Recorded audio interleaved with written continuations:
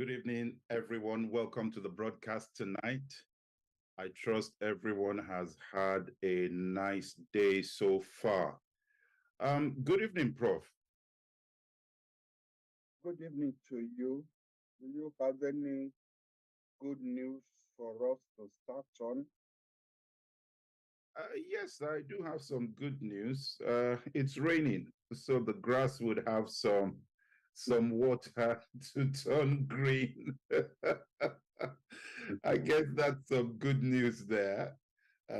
Maybe not everybody would take it as good news because it's wet but I do love my green grass. That's not what I have in mind. That's not what What I did have you in have in mind, sir? The good news that will make us rejoice and be glad before we delve into the horrors that we human beings are capable of inflicting on ourselves. Maybe, there will be, I don't know. It's a big good These news, days, sir. There is good a big news. good news. We are all here. That's a big good news in the midst of all the horror. We are All right. here. The war is not happening where we are, even though we still sympathize with people where families have been destroyed, but we are here. So that's some good news. Well, some people may regard that as uh, that we are being selfish. Um, yes, we are supposed to rejoice with those who rejoice. And the opposite of that is that those who are in sorrow, we are supposed to share their sorrow.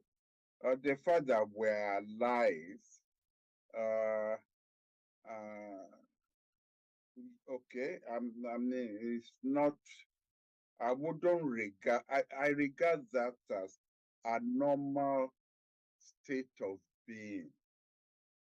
I am not, I am not by any means taking God for granted. I mean, they said when we wake up in the morning is the gift of another day.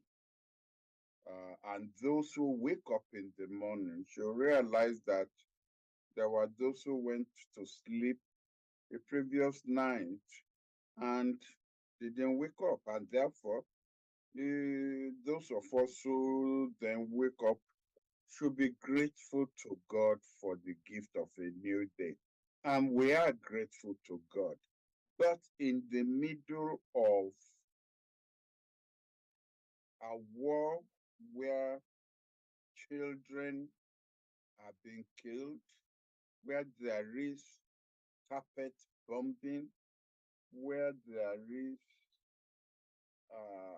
hospitals being destroyed, nurses, doctors being killed, and where the language which we human beings are using with the connivance of fellow human beings is tantamount to destroying the creation of God. Um, while I'm grateful to be alive, uh, you know, being alive is a gift of God. The good news I was looking for is creation of human beings, us, demonstrating that we are capable of overcoming that animal side of us. That's what I mean.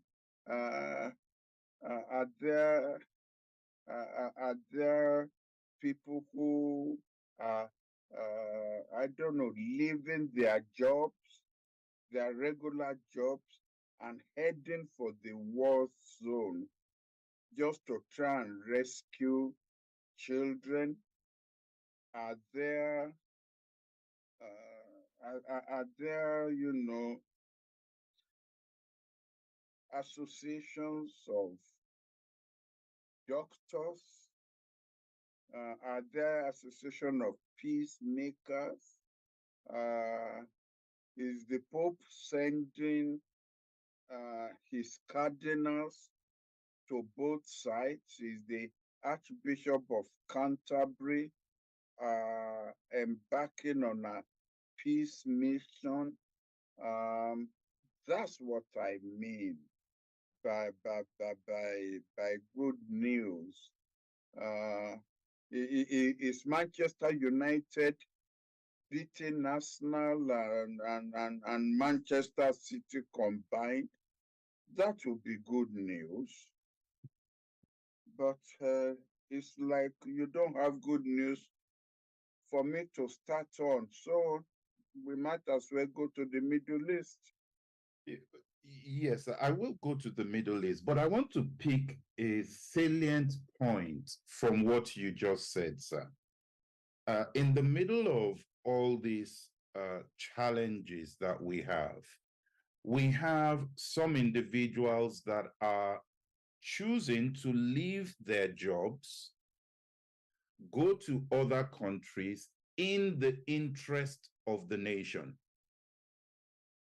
They've seen it as a national obligation to do that. What would make people see their country in that light? And is there something we can learn from that? Because I'd imagine that if we were to have a war break out in our country, in some African countries, people look for ways of getting out as quickly as possible. In this case, people are flying in. What is so important to make them want to fly in?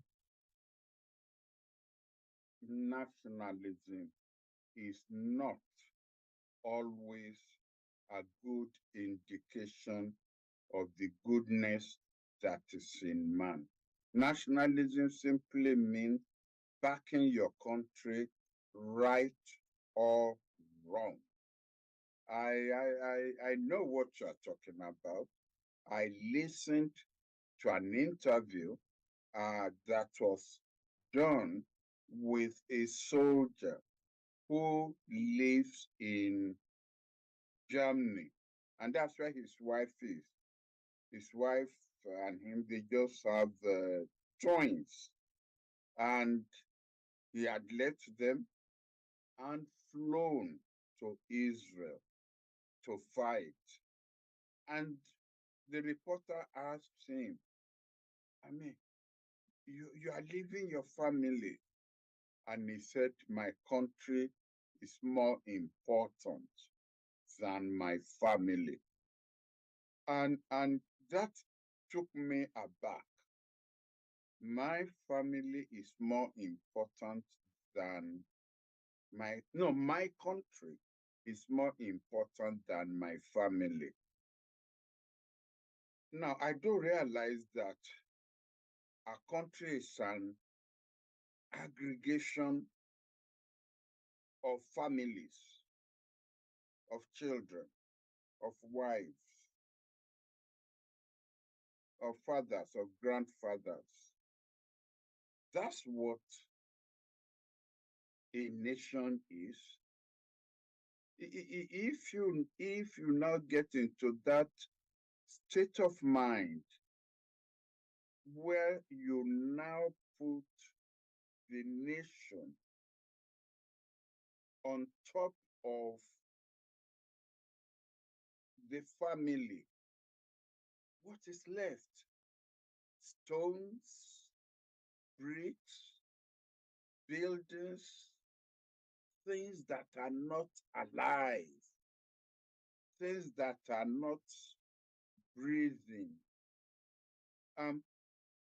I don't want to turn this into a sermon, but I could quote passages of the Bible where not just our Bible, even the Torah, where God created human beings before he created he created Adam and Eve. He told them, go ahead and procreate.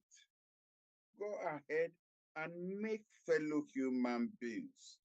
He didn't say go ahead and build huts, buildings, palaces. He said, go ahead and procreate. That to me indicates that we human beings, being the creation of God, have a responsibility to keep that line going. And it's just not just flesh and blood, the values. Because after creation, he gave us the 10 Commandments. And you will find the 10 Commandments, even though you find it in the Torah, which is the Jewish Bible, you find it in the Christian Bible. And if you go into the Buddhist scriptures and the Hindu scriptures, you will find this injunction to do good. It's not to do good to buildings. It's not to do good to palaces. It's to do good to fellow human beings. But I said, I don't want to turn this into, besides, I'm stepping out of my line. You are a pastor. I know that. So let me call you out before you decide to demolish, my biblical injunction. And I'm sure there are probably other pastors. So since we can't find good news, let's go ahead and deal with the bad news. One professor that I know once advised me that we should stay in our lane. So we'll stay in the lane of foreign policy today. Yes, yes. But on that note, sir, let us talk about the visit of the United States president to Israel. Some have called it unprecedented. Some have said it was a waste of time. He couldn't achieve much anyway. I would like to hear what your views are in terms of the visit of President Biden to Israel, some of the optics of what happened there, and how beneficial was that visit to bringing peace to the Middle East? Or has he inflamed the situation in the Middle East? Well,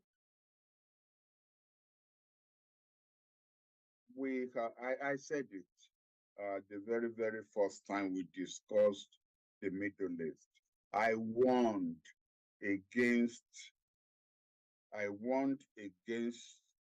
politicization of human lives. Biden was playing politics. He was on a campaign mode.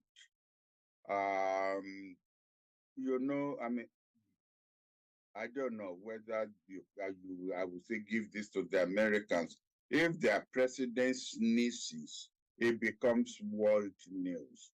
So they've got to dress up his flight to Israel in the middle of, in the middle of, okay, if you like, call it war, as unprecedented, something that as if anybody was going to shoot down Air Force One. After all, he had flown to Ukraine, Kiev, in the middle of the war. He told the Russians he was coming, and they cleared the coordinates with the Russians. So they don't let us start this first in the line of history. It wasn't the first time. Some of his predecessors have flown to Afghanistan, have flown to Iraq during the war. In fact, I think it was Bush Bush the son who first did it when he flew to Iraq on Thanksgiving Day. Obama then followed. I'm not sure about Trump, and now he's done it. But I mean, there's nothing. I mean, there is nothing spectacular about that. His predecessors who had gone to this war front at least did not set high hopes of what he was going to try to achieve. To me, it takes naivety for you to be openly supporting one side and be asking to meet the other side. I mean, the other side, they also don't want to be humiliated. They are not servants. They are not slaves to be summoned. I'm not even going to come and meet the president of the PLO in Ramallah. You come to Jordan, I'll meet you there. I'm president of Egypt. You come, I'm not coming to Cairo. You come to Jordan, and I'll meet you there. But I will fly into Tel Aviv or Jerusalem to meet and tell the man there that I am standing, with your back. Now, I'm not into intelligence. I have no intelligence, no access to intelligence matters. But I'm a diplomat of some sort, and I have some training. Even if my training is in experience. In a situation where there is a conflict as to who bombed that hospital, wisdom would dictate that you don't take sides. Because after you've done all of that, you've said you had the back of Israel. Yeah, Israel didn't do the bombing. It was done by the other side. What do you want to go and talk to the other side about? To go and lecture them? Since you cannot you can't tell both sides that you are on their side. So really, what was the point of the trip, if not that it will be good optics when the campaign season really opens? Number two, the United States has assumed, which is rather insulting, but you need to read through behind the lines.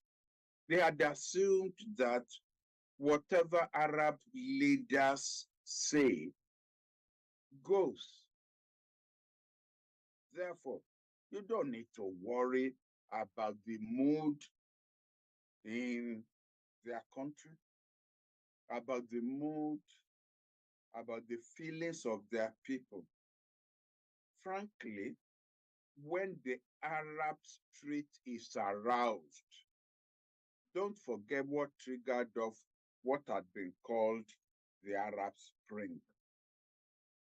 When the Arab street gets triggered off, they are capable of overthrowing their leaders. And so their leaders must also be sensitive to the mood, to the feelings of their people. And you saw what happened on the streets of Ramallah, even before their president came back, because he was already in Jordan. Before he came back, demonstrations, violent demonstrations, were already being held. And now, what we see, the development that we see, if you gauge, at the beginning, shortly after Hamas intrusion into Israel and the acts perpetrated in Israel. As a scholar, even though no Gallup poll, I would say 98% of the world was on the side of Israel. Now, what are we seeing? Demonstrations in the United States, in London, in Paris, in Australia, not to talk about Arab cities against Israel. That's what we are starting to see. And the last time that I listened to the news, I understand that even 11 members of Congress in the United States have already signed a motion going around calling for peace and calling for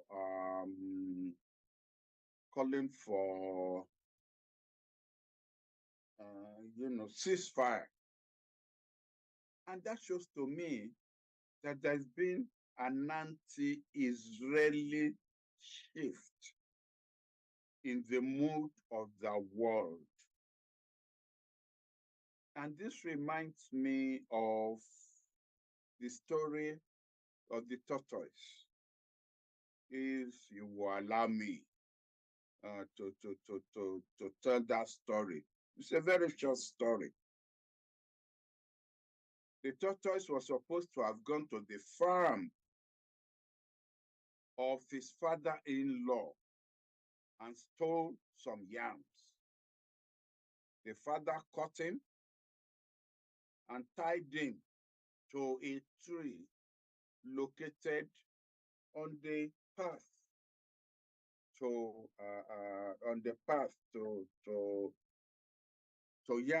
farms.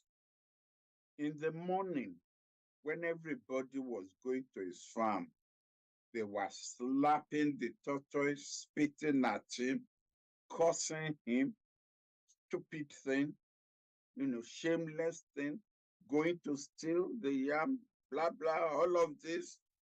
The mood was anti-tortoise. In the evening, when people were returning from the farm, the tortoise was still there, tied to the tree. And it was like, hey, wait a minute. What did he do? Did he kill his father-in-law? Wasn't it just the yam he stole? And in any case, was he not going to use that yam to feed the daughter of his father-in-law? or this father-in-law must be a very, very wicked man.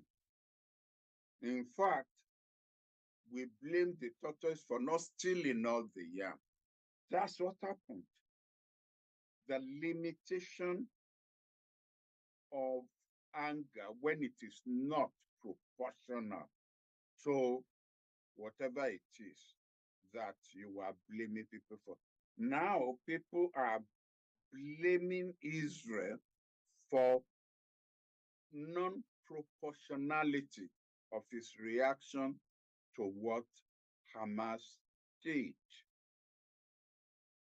They are saying not allowing water, food, medicine to go into Gaza as a violation of international law.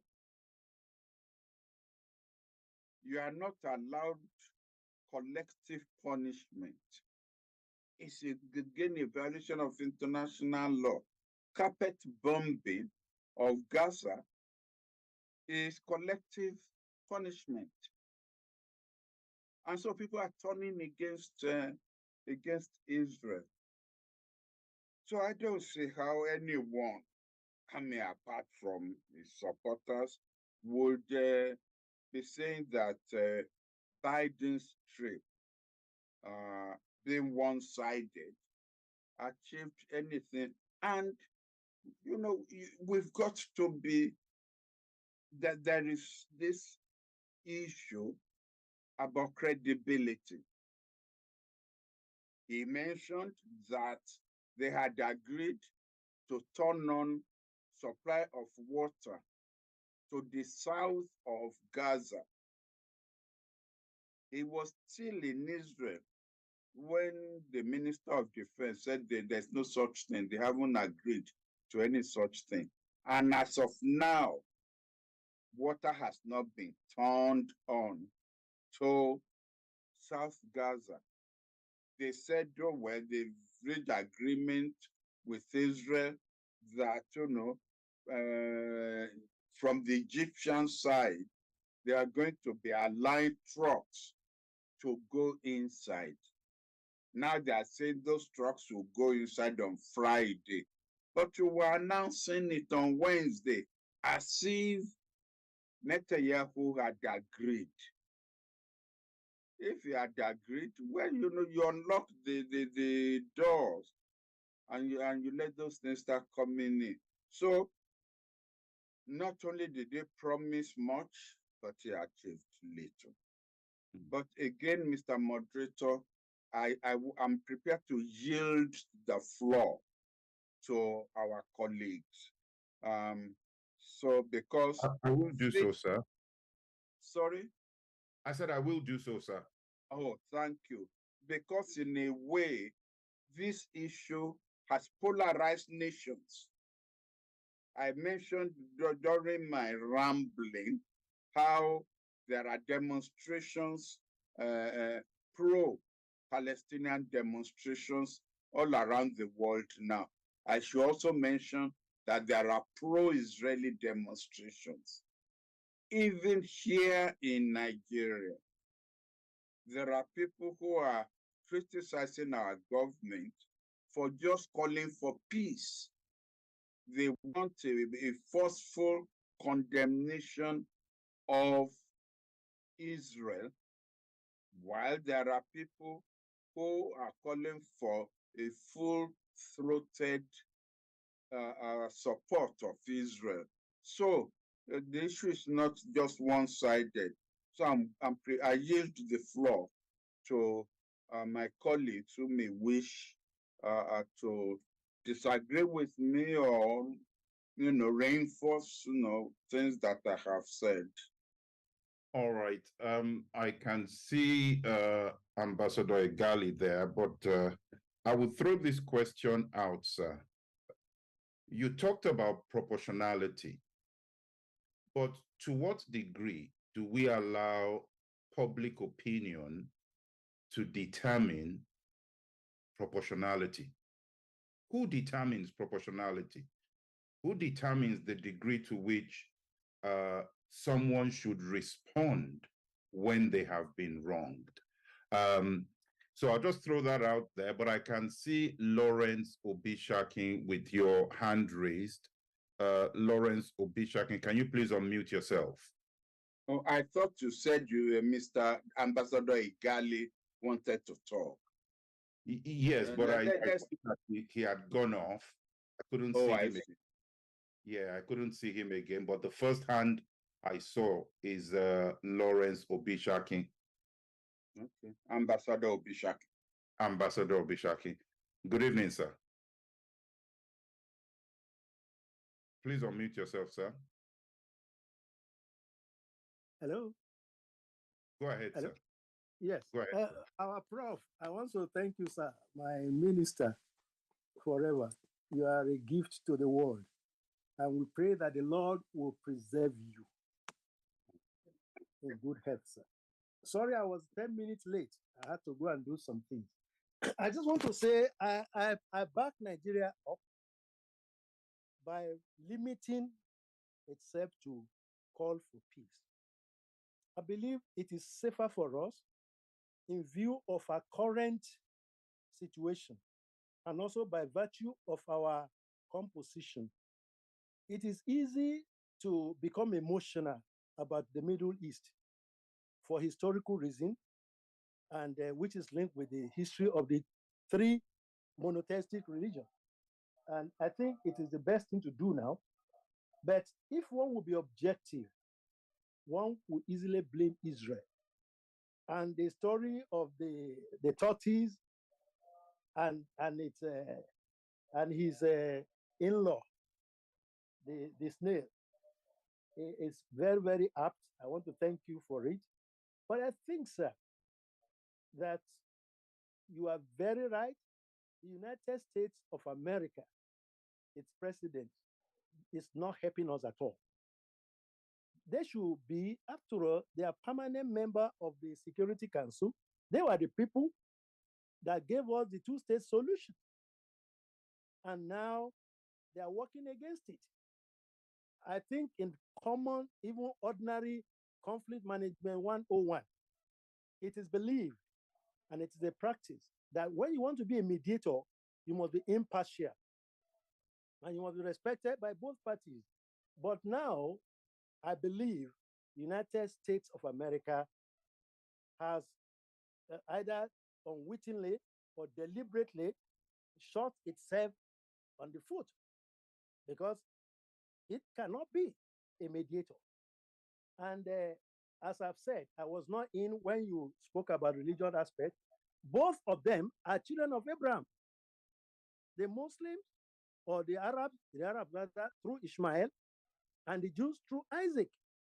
And I also believe that there are many passages people want I can give to them where the Bible makes it clear that the descendant of the Arab or the Palestinian is Egypt, called Kaftor, and by both sides. So it's also believed that they've been there in the land before Israel came through Moses, succeeded by Joshua. So on both sides, historically and biologically, the Palestinian Arabs are entitled to that land, and we believe that the two-state solution is still feasible. But I have somebody giving us the third state. Now, the third, another solution said there will be 3 states, one for Jews, one for the Christians, and one for the Muslims. I don't know how they're going to do that. That the Christian Jew who are called Messianic Jew, I was there for 5 years, they are there. And also the Arab Christians who are very emotional about the way Nigerian Christian, African Christian are not backing them up, that they are suffering too. I would like to leave it at this. I want to thank Prof for this and all our people, our colleagues that have participated. Thank you, sir. Thank you very much, sir. Dr. Dr. Thomas, can you unmute yourself, sir? Dr. Dr. Thomas?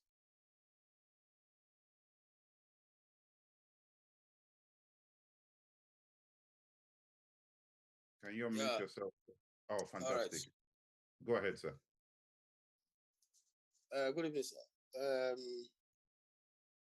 I like the way Prof put it this night, that those who are for us and those who are against us, those who want to support him or those who don't want to support him. So I want to take a different position on the issue. I think the boycott, not to see or not to meet with Biden by Sisi and the Jordanian leader, I don't think it was necessary.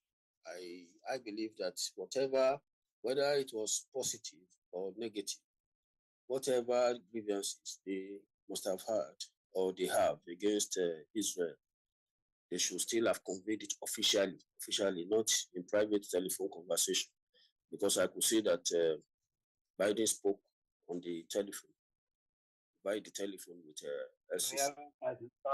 For genocide. So I believe that they should have met him officially, so that their grievances can carry official weight and will reverberate all over the world. So to have boycotted the meeting with Biden was very, very impolitic. I mean, it was not politically correct as far as I'm concerned. And then I observed, sir, that the Arabs, every crisis is always looked at or handled from the religious perspective. First, when Hamas attacked Israel, there was no, and I doubt if there is any now, there has been no condemnation of the Hamas attack by any Islamic leader. Instead, what we have is Iran praising what Hamas had done. I have not seen any condemnation either by the Egyptian leader or the Jordanian leader or anybody at all. I may be wrong on that, since I don't have to, I can't follow all the issues, but at least the major ones I have been following. I've not seen any condemnation. However, I've seen condemnation of Israel's attack, in quote, on the hospital, Israel's attack, which, as far as I'm concerned, had been countered now by the evidence advanced or put forward by Israel. And as a social scientist, we live by evidence. For now, the only credible evidence that we have is coming from Israel. We have not seen anything from Hamas to counter what Israel has presented as proof that they never shot that. And God so good, Al Jazeera also showed evidence of the rocket fired inside Gaza and exploding even before it landed. And then the crater thing is also there. And then the discussion between two Islamic Jihad supporters or members. Nobody had countered that empirically. Then, Prof, you also spoke about proportionality. I thank God. I'm very happy that the moderator had asked you who determines proportionality. And in any case, the Yorubas, I thank God that you went into this Yoruba thing. The Yoruba thing you are saying that, in Yoruba, they will say, Mafia okekere gbanla. So if you knew that these are people you cannot handle, why did you start this attack in the first instance? And I said this last week, sir, and I still want to repeat. It was a needless attack. Why? Because I said it was not attached. There was nothing attached to it. If there was a political threat or an intel report that the Hamas have collected that, Israel is coming to attack us in 2 weeks' time. So if they had attacked Israel October 8, and if they have information that Israel was coming October 20, yes, that would have been justified. Now, if there was a political incident that Israel had attacked members of Hamas and then they retaliated, it would have been justified. But for now, it is not just, it cannot be justified. And like I said somewhere, that if we keep looking at the past, and retaliating what had happened in the past, because there was no immediate occurrence now. So if they had done it based on what had happened in the past, then we are having eternal problem. I know already this is an eternal crisis, because it contains, I mean, it is about national existence. And when you have national existence, it's always very difficult to achieve a compromise, because everybody. And then I don't know how we want the Israelis to now live with an enemy with such capability, which they never envisaged or concept. I mean, never in their lifetime would they have envisaged that the Hamas would come and fight on their territory for 9 hours, 9 solid hours. They broke into their intel, they did everything, and they castrated everything. 9 hours. So it's so tough. So let me just stop there. And they have only one mission, that what they want to achieve is to decapacitate Hamas structure, machine, because they don't want a situation where they cannot sleep with a neighbor that has this kind of capability. I think it was the horror of the capability that Hamas did that is making the Israelis to behave like this. So I will talk more when time permits. Don't let me take the whole time. Thank you, sir. Thank you very much, sir. Ambassador Igali. Oh, okay. Thank you very much, Prof. and Mr. Moderator. I think we all know the historical situation and the circumstances that have brought us to this present war. And there may be no need for us to rehash all those details. Principally is the fact that what has happened has happened. And yes, I agree with Dr. Dapo Thomas that Hamas did not need to do what they did at this time. There was nothing that needed to provoke it. Every other thing was what had existed before. And but what has happened, and I think the interest of the global community now, and I think that is what Prof has rightly stated, is for us to look at how we can move forward towards peace. I think this is a wake-up call to both sides to realize that this war of attrition will not end if there's no spirit of give and take. They must realize that you come to a point where you come to accept that we must move forward. We can't continue this way. And on the part of Hamas and the leaders of the Arab world, whatever has happened in the past has happened, and Israel is not going anywhere. The Jews will not move away from there. The Jews have great capacity and capability to defend themselves, although they were taken totally unawares on this occasion. And the Jews also have the strength of America and most of the dominant world powers on their side. So it's not going to be easy to get away with this type of senseless, mindless attack.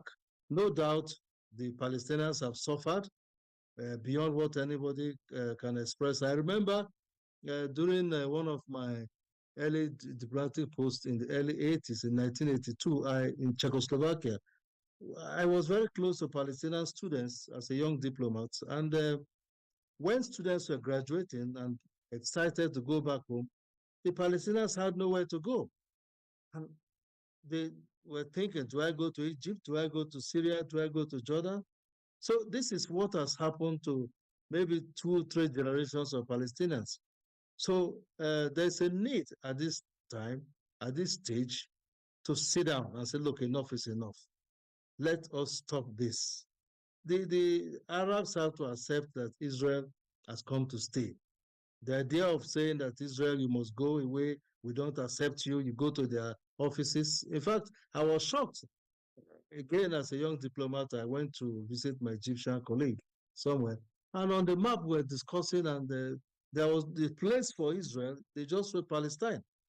And he educated me, no, we don't recognize them. And this has continued maybe for the past for the 5 years that I got to know about this matter in details. So, yes, what has happened, and now what is before us is a common humanity and a common global interest to live in peace. Yes, Prof, you rightly said there are innocent women, innocent children that have been murdered on the two sides. And maybe America should be a more dispassionate arbiter, throwing his weight to properly make peace. Because the proportionality, I don't think that proportionality, Dr. Dako Thomas, I may slightly disagree with you. Proportionality has to be anchored on international law, it has to be anchored on certain humanitarian laws of war. You cannot come because, yes, it's heinous to kill 1,300 people, innocent people, but then it's also wrong to come and bombard whole spaces because you want to chase them away to somewhere very far away from you. So the global community now should be interested on peace. This is a wake-up call. We can't allow this situation to go on forever. What about a country like Nigeria? I think for us, it is quite delicate because we have almost two sides, almost equal share of Muslims and Christians. Christians, we feel fundamentally attached to Israel. And in fact, the Bible tells us we should pray for the peace of Israel and so on. At the same time, same for the Muslim side. So I think government, when it concerns Nigeria, should continue to toe that path of preaching and working towards peace. I do not know if this will come to a time when they may have peacekeepers or peace enforcers. In the past, we have done that, and I think we should be ready to do that if necessary. And I think importantly, the Nigerian government should communicate with world leaders in very clear terms to express our concerns, our worries, and also to let them know that if there are any roles that they think we can play like we've done in the past, we stand ready because of our commitment to peace. Finally, I think that the Nigerian government needs to, especially the security agencies, at this time need to engage certain identified religious leaders because the flames of prejudicial opinions and unrestrained comments, particularly even with the media, with the mainline media, I think government has to engage them to curtail this because this can easily inflame the embers in certain areas. If demonstrations come to our shores in the way they happen in certain places, and these things gain currency, then in other side of the country, it will also have its own reverberations. So principally, I think government should talk with the leaders. They know them, those in the intelligence services. They know those they should talk to for them to restrain their comments at this time and help government to toe the path, the cautious path, rather precarious though, but cautious path of being a neutral arbiter and being ready to do any humanitarian work, any international support that may be needed or required of us. Thank you very much. So do you want to respond to those two before I take, I can see another hand, but if you respond to those ones first, and then I go to the other hands and a comment I can see in the chat. Yes. I will do it in the reverse order. Ambassador Igali identified the stakeholders in Nigeria who at least should be involved in making sure things don't boil over in this country. And I was going to ask him whether he thinks there is a role for NGOs and in addition to other stakeholders. Number two, I think it's Psalm 122, who asked us to pray for the peace of Jerusalem. Yes. So that even for the Muslims, because when you say pray for the peace of Israel, they may feel they've been excluded. But when you say pray for the peace of Jerusalem, and all the three major religious organizations have holy places there. Well,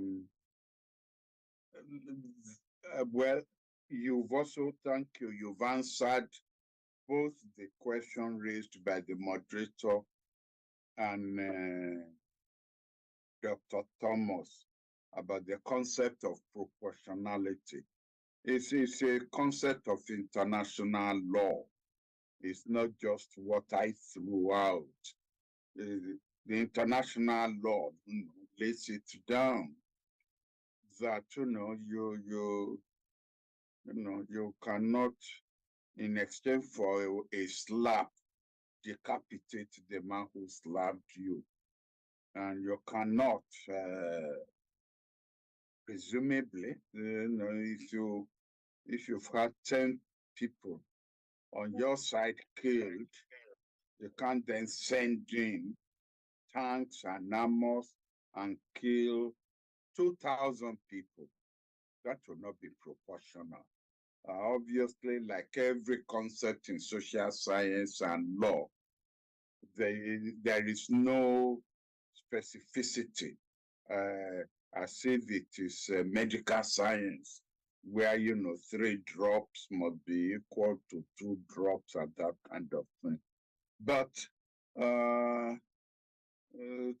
quote, one shouldn't be quoting, in these sad times, but to quote Louis Armstrong Satchmo, when you say proportionality, you know proportionality. So I think that answers that. Let me, and I'm glad that, occasionally I use this, our interaction to drop, well, it's no longer state secret because it happened about 40 years ago. So I hope, DSS will not come and accuse me of leaking state secrets. The first time I met Murtala Mohammed, the Nigerian Society of International Affairs was having its annual conference at Ahmadu Bello University, Zaria. And we had invited him to come. We had invited General Obasanjo. We had invited Shotomi. We had invited a few of the military officers. And we were now discussing the Middle East. And he had got up because it was prayer time. He had got up and was walking towards the door when he got angry and turned around and said, "What's our business with this Middle East? Arabs and Jews are bloody cousins." Those were exactly his language. They are bloody cousins. Doesn't concern us. And he walked off to go and say his prayers. I was just a lecturer grade 2 at that time, or maybe a lecturer grade 1 at University of Ibadan. Now, that would be the first time, that our own role in the Middle East will be put that way.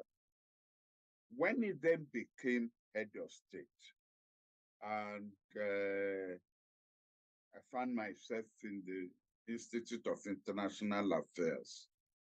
He sent for me, and they said, you know, why don't we have diplomatic relations with Israel? So I started giving a historical analysis, and he cut me off. He said, I know all that. What I mean is, why don't we still have diplomatic relations with Israel? So I said, because there is no head of state who has been willing to take the bull by the horn. He said, well, all right, go and prepare a paper taking the bull by the horn and let me have it. I said, yes, sir. And I left. I called, scholars at NI, and I asked them to let us discuss it. That was again a period when most of our scholars were in a way more Catholic than the Pope. They were in left wing, we can't have anything to do with Israel. We can't do this, we can't do that, we can't, blah, blah, blah. And I knew I was going to have my head cut off if I were to write such a paper and take it to Murtala. So I decided I would, exercise my power as the DG and rewrite the paper to suit what I believe was his mood. Unfortunately, before I could submit the paper, he got killed. And I knew General Obasanjo was not going to sign on to that for understandable reasons. If I were in his shoes, I wouldn't. But it took now another, how many years? 40 years before IBB then decided that he would take the bull by the horn and re-establish diplomatic relations with Israel. So I give that example to underwrite what Ambassador Lusake has said about them, both sides being children of the Abraham lineage. It has, political innovation. All right, sir. Thank you, sir. I can see a name here, Tunde Oduwole. Once again, please bear with me. I don't know the titles of everyone. I'm just going by the names. Go ahead, sir. Unmute yourself, sir. Thank you very much. Can you hear me? Yes, we can. Yes. Go ahead. Good evening, our professor, and good evening, everybody. My name is Tunde Oduwole. I'm a quantity surveyor. I have been following Professor Bolaji Akinyemi for many years. I must thank him for the part he's playing in this dialogue and on this assignment. Let me quickly say that I like your analysis of the Yoruba adage that somebody love your work. On many of my social media fora, particularly the Muslim fora, we condemn Hamas for this trip. I call it a trip. It's a dangerous trip that they take. We condemn them.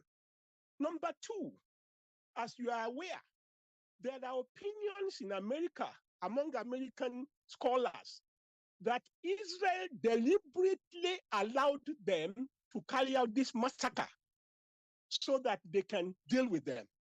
Somebody in one of the exercises I published said that And on the Gaza, you cannot move 10 feet without seeing Israelis with AK-47 and things like that. Hamas was in Israel for 9 hours. It looks suspicious. Some people think that Israel deliberately allowed them to do that thing so that they can deal with them. The other point I want to commend you on is your scholarly role on Nigerian foreign affairs. Let me stop there. I know that you haven't got much time. Let me just thank you for what you are doing. Thank you very much, sir, my leader.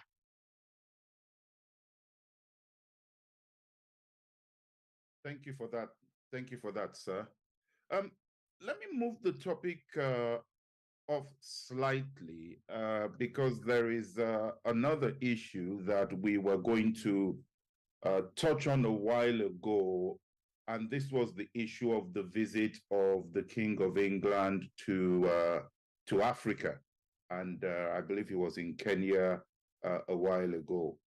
And I was going to ask you that your reaction to that a while back. Kenya was rising.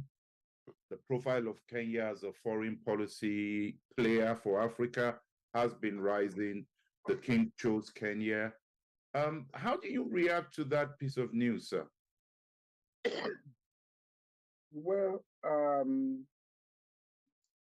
before I delved into the thinking in Buckingham Palace, I just wanted let me make a comment on Mr. Oduwole's remark. You see, as scholars, we run a danger of sifting through what would I call it? Sifting through data, because there are facts and there are alternative facts, and one needs to be careful.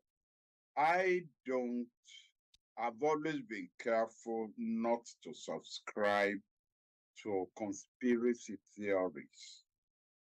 I am surprised myself that not only Israel, but even the United States, I mean, you can't breathe without, or should I, a better analogy, you can't stretch your hands without touching a CIA agent somewhere in the world. And the same thing goes for Mossad.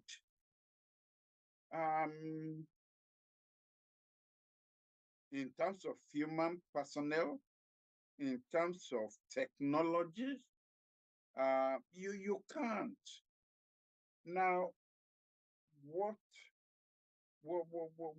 underpins, maybe here, Tunde Oduwole may be right, is there is this story going around, which hasn't been denied by anybody, that actually Egypt warned Israel 3 days before that Hamas was planning something big. Now, the American president was asked a question, and probably was the wrong one to ask. Maybe the Secretary of State would have been the better one to ask. He was asked, was he aware of this? And he said, anything that involves our ally, if we know about it, we will pass it on to our ally. That's the reply that he gave. But the Israelis themselves have not, at least I haven't come across, and events develop so rapidly in the Middle East in the past 7 days. But I haven't heard Israel say Egypt never told us anything. And Egypt itself has not repeated that we told you. So maybe Tunde is right that the Israelis knew, but they want to use it as an excuse to decapitate Hamas. Maybe, but as a scholar, I shrink from conspiracy theories. I don't know. There are lots of things which we will only know 25 years from now. Even in my own little corner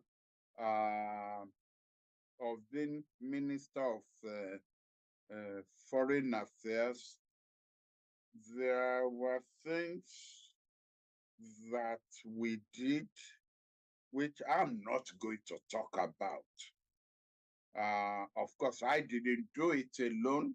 I had some very bright, brilliant foreign service officers, especially in the policy planning department, who were aware of what we were asked to do. And unless they talk, I'm not going to talk, at least not now. So really,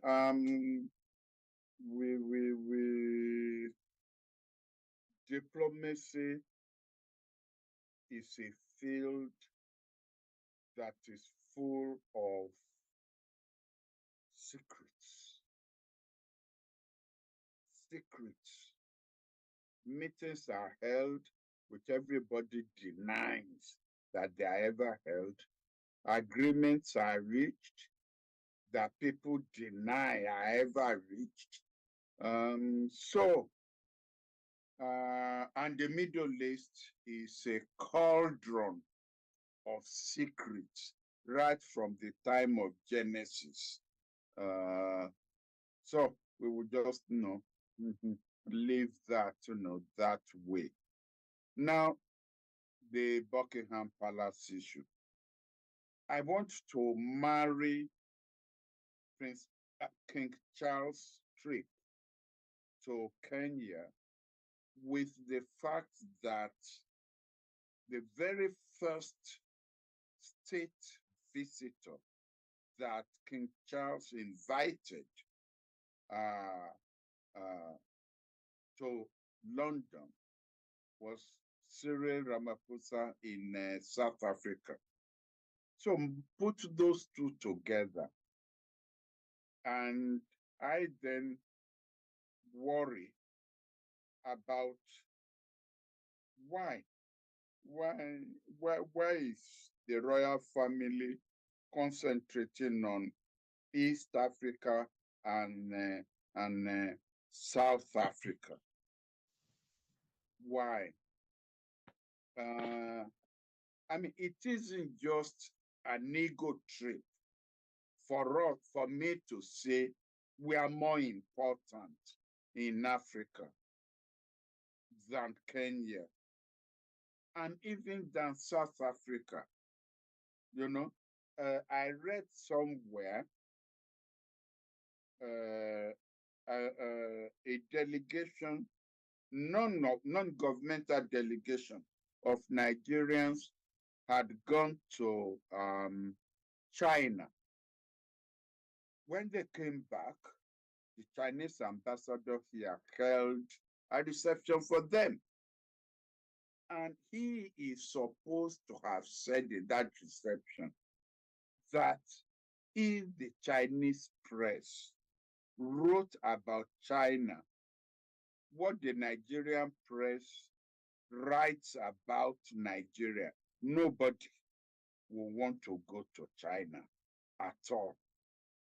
I interpret that to mean that we are over demarketing our country.